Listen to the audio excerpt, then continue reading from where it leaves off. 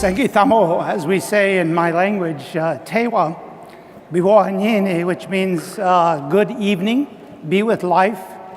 It's really a pleasure to have this opportunity to share my thoughts, to share my breath, as we would say in Tewa, with you, to essentially start my presentation with a story. The elders tell us, always begin with a story.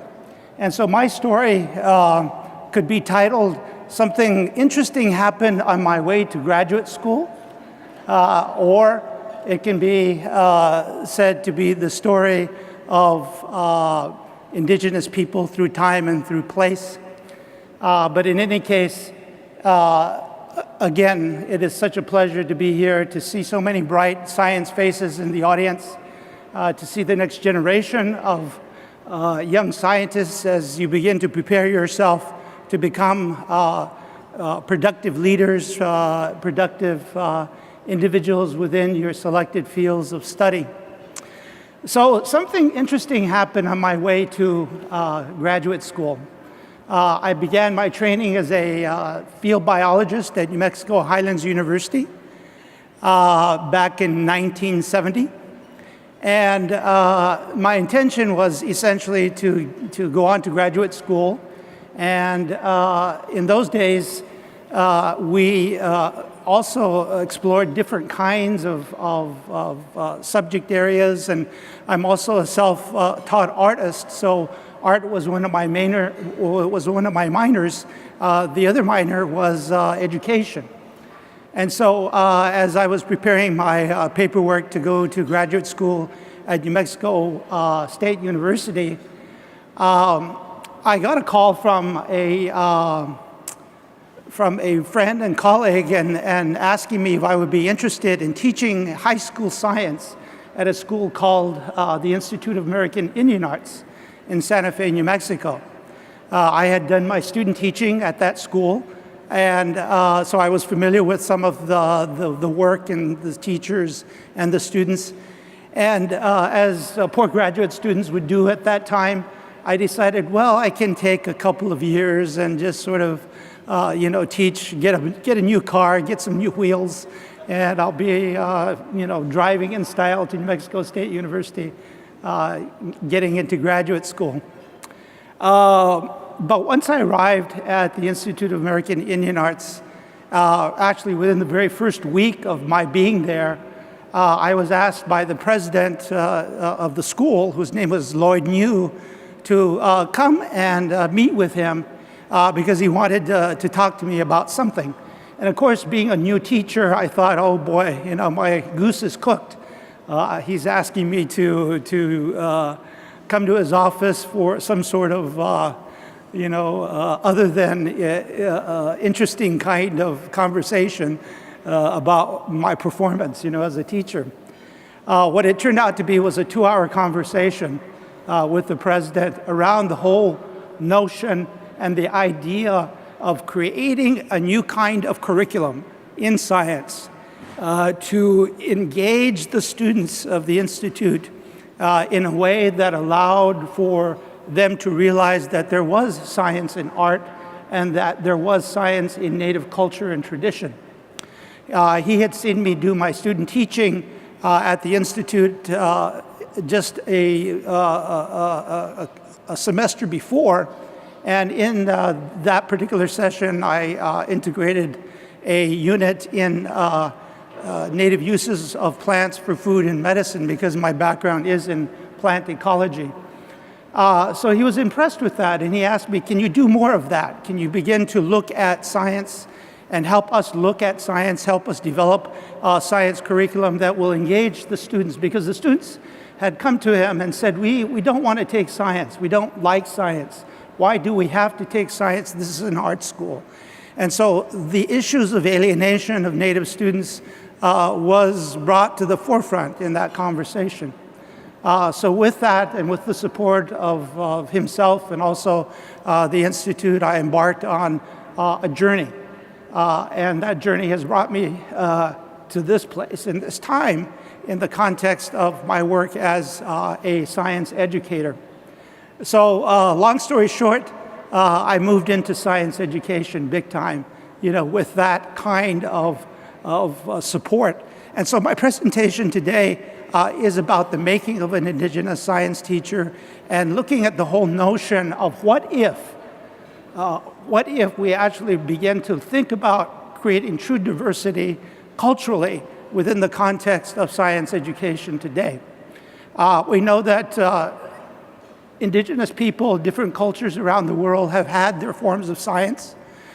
Historically and anthropologically, that science has been studied, but those traditions and those ideas and those perspectives and those insights have never really been brought into science education in any kind of serious way.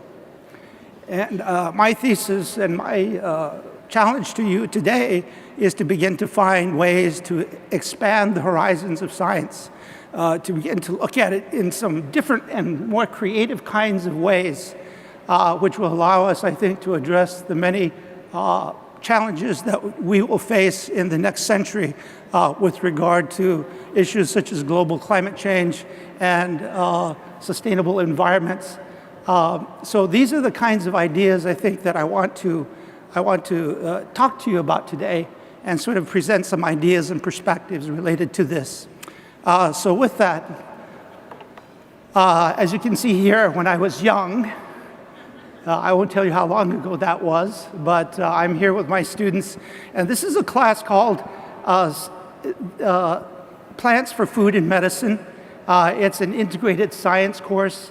What I began to do at the Institute was to explore the different traditions and forms of native science, if you will, and begin to integrate that with the teaching of Western science. And so what we're doing here essentially is exploring, engaging the environment, beginning to look at ways in which Native people used plants for food, for medicine, for artistic production, taking a look at the ecological relationships in the plant communities that we were exploring. And so we were doing this in the 1970s. The idea really is to begin to integrate thoughts and ideas that are a part of Indigenous science into the teaching of Western science. And so what is Indigenous science? What is Native science? I've written a book about it, trying to describe that. In a nutshell, it's actually very simple. If you take a look at this particular painting, the name of this painting is In the Native Eye. And what it's reflecting is a tapestry of relationship. The human, as the native eye, as it looks out into the world, sees this tapestry of ecological interdependence, interrelationships between plants, between animals, between corn and squash and bear and eagle and antelope and hummingbird and all of the different forces of nature. And so it's essentially a complex adaptive system model and perspective that is being presented in this particular painting. Indigenous science is a multi-contextual system of thought, action, and orientation applied by an Indigenous people through which they interpret how nature works in their place. Indigenous knowledge is a high context body of knowledge built up over many generations by a culturally distinct people living in close contact with a place, its plants, its animals, water, mountains, and deserts.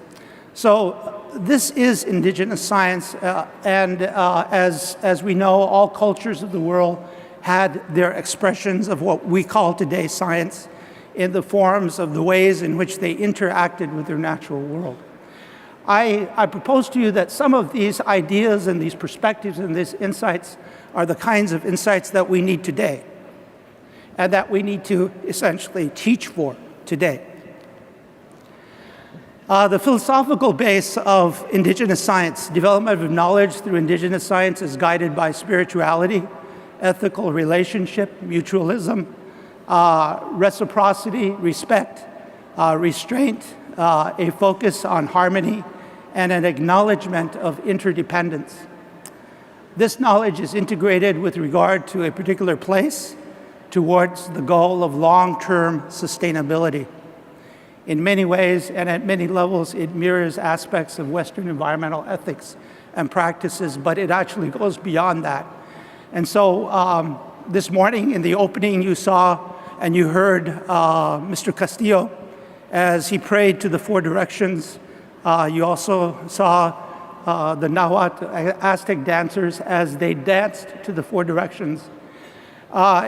It's a system of thinking about human relationship in the context of relationship to everything else around you.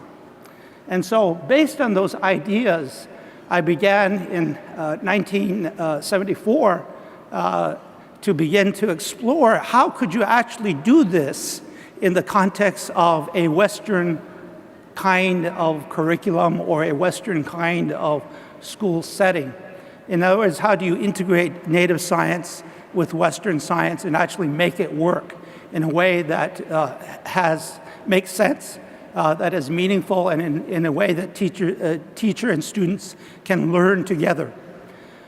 And immediately, one of the things, especially back in the 1970s, one of the immediate things that you began to read in the literature was this whole notion of cultural cognitive deficit.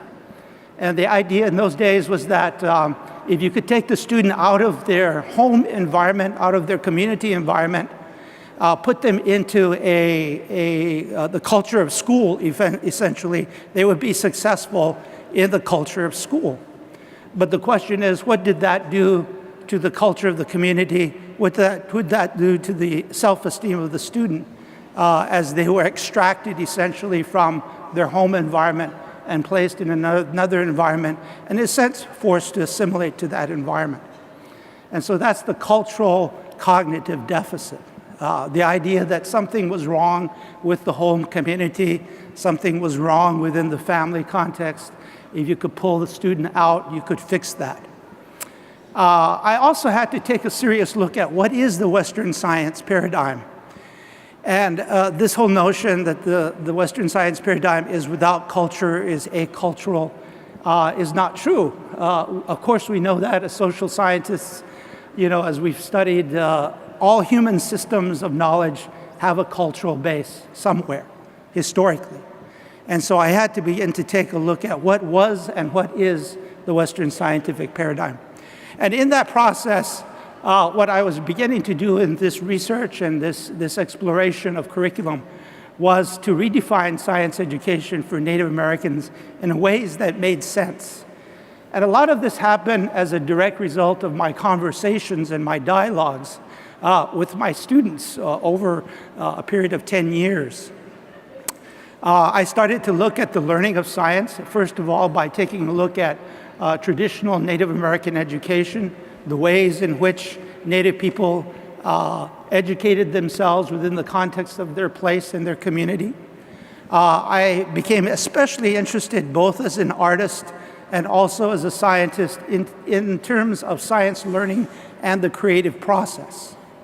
I began to take a look at culturally based science from that Native perspective, ideally how to, in a sense, create a cultural base from which I could create curriculum from which students would learn different kinds of principles and ideas and perspectives of science.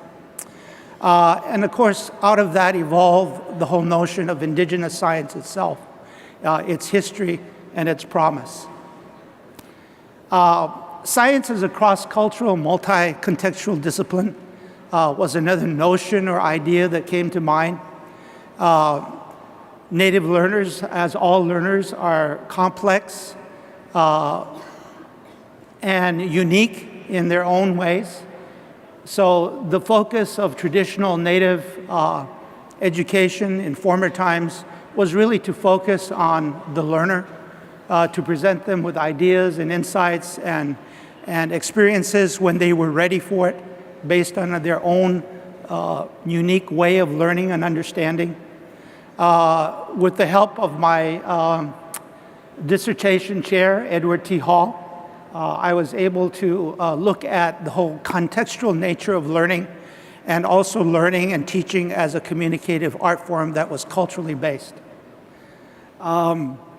Through the help of a colleague of mine who now teaches in Canada, out of the University of Saskatchewan, his name is Glenn Aikenhead, I was introduced to the concept of conceptual and cultural border crossings, which is a kind of reverse psychology that takes a look at science as a new territory that students are exploring, and you begin to take a look at it as if you are a visitor to that new territory, to that new country. You have to learn the language, you have to learn the context of communication, you have to learn something about what the political system is, the monetary system is, all of the different kinds of components that we would learn if we would go to another country as a visitor.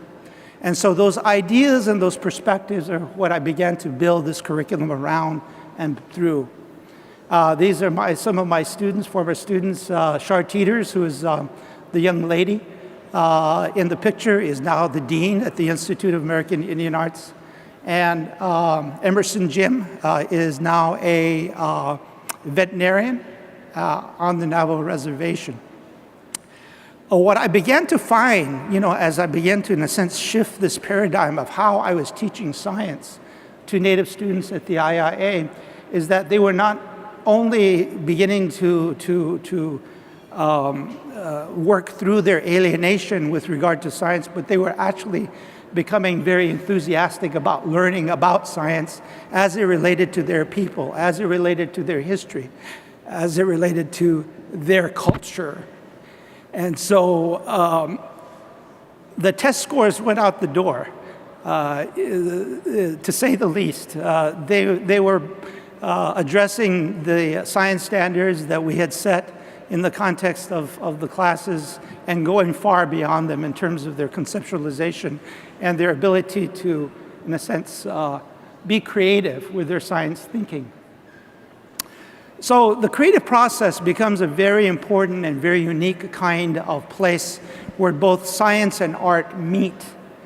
And so as I began to take a look at that, I began to find myself looking at science teaching as I would look at doing an art piece, because I'm also an artist. And I began to look at the whole notion of design and creating new kinds of designs based on language metaphors that Indigenous people have that describe their relationships to places, their relationships to ideas. I began to really engage the power of story, because science itself is a kind of story.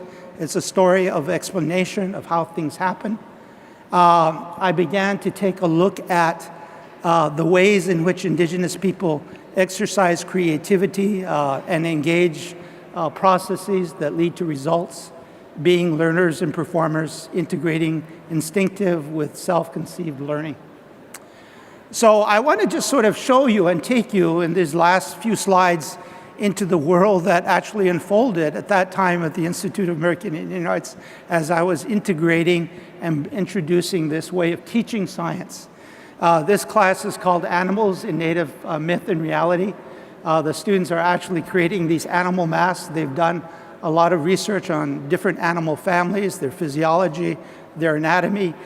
They've drawn the animals, and now they're actually creating a mask or sets of masks that they're integrating with their learning.